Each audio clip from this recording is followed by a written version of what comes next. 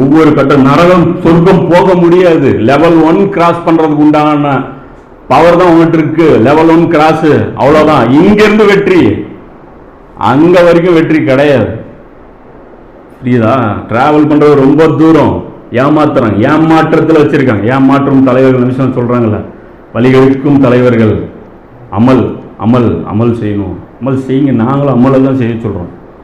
அதுக்கு முன்னாடி எதெல்லாம் அமலுன்னு முதல்ல கத்துங்க, அதுதான் சொல்றோம், வேறெல்லாம் ஒன்றும் சொல்லுங்க. எதெல்லாம் அமலுன்னு முதல்ல கத்துக்குங்க, அது கத்துக்குங்க. குரான்ல இல்லாத ஒரு அமலை சொல்றோமா? இல்லை எல்லா அமலும் விட்டுட்டு ஒரு அமலை பிடிச்சி தொங்குங்கன்னு சொல்றோமா? பேலன்ஸ் பண்ணுங்க, எல்லா அமலும் செய்யுங்க. எதெல்லாம் அல்லாஹ் கட்டளை போட்டணும் முதல்ல அந்த லிஸ்ட்டை எடுங்க. ஆர்டர், எங்க ஒரு மளிகை கடைக்கு போறீங்க, கல்யாண வீட்டுக்கு ஜாமான் எடுக்கணும். எவ்வளோ லிஸ்ட் இருக்கும்? 100 இருக்கும். அதில் 100க்கு மேற்பட்ட ஜாமான் இருக்கும். முதல்ல எந்த ஜாமானை எடுப்போம்? ஃபர்ஸ்ட் லிஸ்ட்ல என்ன இருக்கும் அதுதான் எடுப்போம். எல்லாரும் அதுதான் எடுப்போம். ஆனால் லிஸ்டில் இருக்கிற எல்லாமே படிப்பான மாட்டாங்க. எடுக்கிறது எல்லாமே ஒன்று ஒன்றா தான் எடுக்க முடியும். ஆனால் படிக்கணும் இல்லை. ஒருத்தன் படிக்கல, வெறும் மேலக உப்பு கடை பையன் வாங்கினான், மேலக மட்டும் சொன்னான் 1 கிலோ உப்பு அப்படின்ட்டான். அவர் 1 கிலோ உப்பு எடுத்து வச்சுட்டு உக்காந்துக்குவார், பில்லு போட்டுருவார். ஃபுல் லிஸ்ட் படிக்கல, ஏன்னா ஒவ்வொன்றா போடுறாரு. அதுக்கப்புறம் கொஞ்ச நேரம் கழிச்சு 1/2 கிலோ தக்காளி அப்படிம்பாரு. ஏண்டா முதலே சொல்ல மாட்டியா, இப்போ வந்து புதுசாக தக்காளிங்கிற அப்படிமா. அடுத்து கொஞ்ச நேரம் கழிச்சு எண்ணெய், இப்படியா வரும். லிஸ்ட் முதல்ல போடு. ஒரு மூமினுடைய அடிப்படை கடமைகள் என்ன, லிஸ்ட்டை போடு.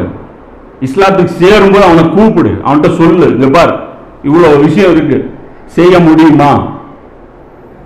இது ஸ்டார்ட், இது எண்டு, வர்றதுக்கு தயாரா?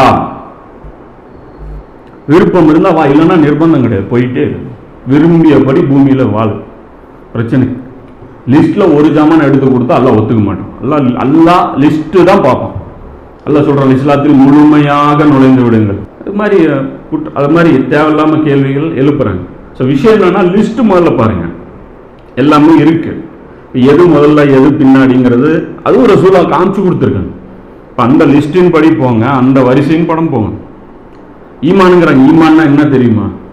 ஈமான்னா எது? ஒரு சில விஷயங்களை நம்புவது ஈமானா?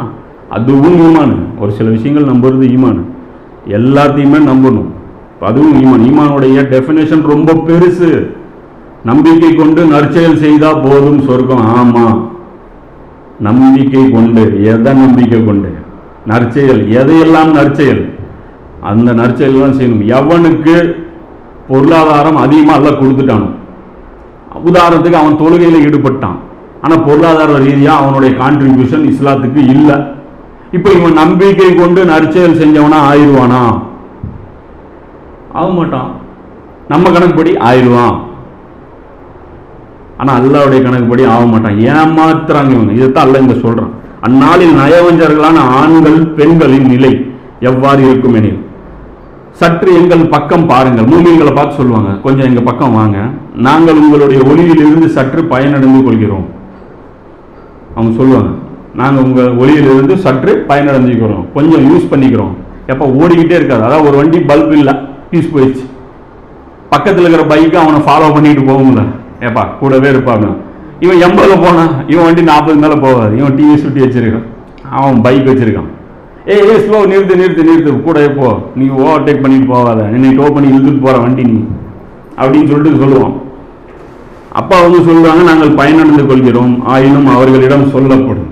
அவங்கள்ட்ட அப்போ மலக்குகள் சொல்லுவாங்க, பின்னால் தள்ளி போய், மலக்குகள் அல்லது அந்த மூமின்கள் போய் விடுங்கள், பின்னாடி போய் தேடுங்க, விட்டுருங்க, எங்க ஃபாலோ பண்ணாதீங்க, விட்டுட்டு போங்க, ஏன் எங்களை தொந்தரவு பண்றீங்க சொல்லுவாங்க.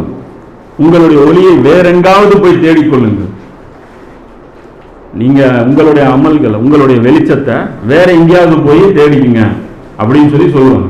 அந்நாளில் நயவஞ்சர்களான ஆண்கள் பெண்களின் நிலை எவ்வாறு இருக்கும் எனில் நம்பிக்கையாளர்களிடம் அவர்கள் கூறுவார்கள், சற்று எங்கள் பக்கம் பாருங்கள், கொஞ்சம் எங்ககிட்ட கொஞ்சம் பாருங்க, நாங்கள் உங்களுடைய ஒளியிலிருந்து சற்று பயனடைந்து கொள்கிறோம், உங்க வெளிச்சத்திலிருந்து எங்களுக்கு கொஞ்சம் யூஸ் ஆகிற மாதிரி கூடவே வாங்க. ஆயினும் அவர்களிடம் சொல்லப்படும், பின்னால் தள்ளி போய்விடுங்கள், பின்னாடி போங்க, கிட்ட துரத்திட்டே வராதிங்க, ஒளியை வேற எங்காவது தேடிக்கொள்ளுங்கள், போய் வேற யார்கிட்டயாவது கேட்டு வாங்கிக்கிங்க, எங்கள்கிட்ட கேட்டு வாங்காதீங்க. பிறகு அவர்களிடையே ஒரு தடுப்பு சுவர் ஏற்படும். இவன் சொன்னாலும் இவன் போக மாட்டான். அப்போ அல்லாஹ் என்ன பண்ணுறான்? அது ஒரு வேதனை. அதான் சொல்கிறேன் இல்லைங்க, ஒவ்வொரு நொடியிலும் வேதனை. மறுமையில் பல ஸ்டெப் இருக்குது. உதாரணத்துக்கு மறுமையில் முதல்ல யார் எழுப்பப்படுறாங்களோ அவங்க சிறப்புக்குரியவர்கள். அதனால தான் நபி ஸல்லல்லாஹு அலைஹி வஸல்லம் அவர்கள் சொல்லுவாங்கள்ல, மறுமை நாளில் நான் தான் முதல்ல எந்திரிப்பேன், எனக்கு முன்னாடி மூசா நபி முடிச்சுட்டு இருப்பார் அப்படிம்பாங்க. அப்போ சிறப்பு யார் ஃபஸ்ட்டு வராங்களோ அவங்களுக்கு. முதல்ல எந்திரிக்கும் போது தலைக்கு மேலே சூரியன் வராது.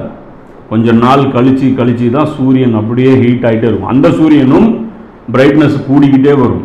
பாவத்திற்கு ஏற்ப அந்த சூரியனுடைய அந்த நிழலை கடந்து இவங்க போகிறது. கடைசியாக எந்திரிக்கிறான் பாருங்க, அவன் கொடூரம்.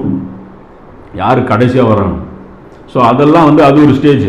அந்த இடத்துல வேதனையும் தப்பிக்கிறது. அரசுடைய நிழலில் நிற்கணுமா, அப்போ அதுக்குன்னு சில செயல்கள் செஞ்சால் அங்கே தப்பிக்கலாம். அப்போ அடுத்த ஒரு ஸ்டேஜ் இருக்கும். அப்போ இது பொறுத்த வரைக்கும் கணவாய் ஸ்டேஜ். இது குர்ஆன்ல சொல்கிறாங்க, கணவாயை அவன் கடக்கவில்லை. ஒரு பெரிய தூரம், இது இருட்டான இருக்கக்கூடிய ஒரு கணவாய். இது இந்த கணவாயை நம்ம கடந்தால் தான் சொர்க்கம் போக முடியும். இது முக்கியமான ஸ்டேஜ், லாஸ்ட் ஸ்டேஜ்னு கூட சொல்லலாம். எனக்கு தெரிஞ்ச வரைக்கும் எனக்கு தெரிஞ்ச வரைக்கும் இது லாஸ்ட் ஸ்டேஜ்னு நான் நினைக்கிறேன். ஏன்னா கணவாயை கடந்து போனதுக்கப்புறம் அந்த இடத்துல சொர்க்கம் தீர்ப்பெல்லாம் ஆச்சு, விவகாரங்கள்லாம்